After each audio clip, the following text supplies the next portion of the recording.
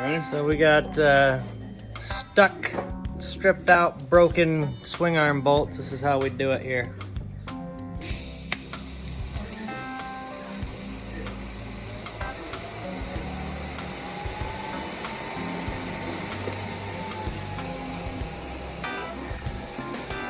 Little tiggy tig, bolt still hot.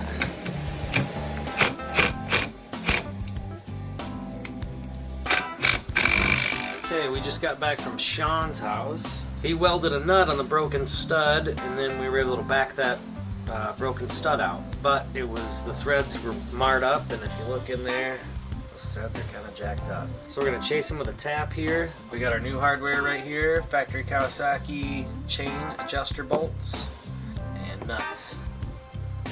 Let's go. Okay, here we go. We got our tap. Let's spit on it for a little courtesy. And then let's tap it.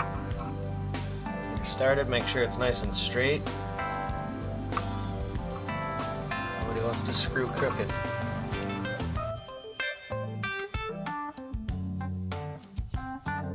And when I tap, I just run it back and forth a little bit.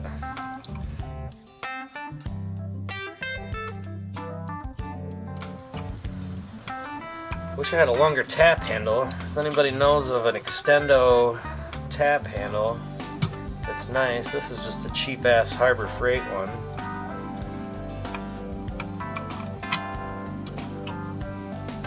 And then I think the tap is from like B&G discount. Never had nice shit. Okay, we got it all tapped. We're done with that. We got our new hardware about to go in. One thing I like to do, especially on aluminum swing arms, is just give it a little bit of anti-seize. Help out the next guy. Little bit of anti-seize goes a long ways.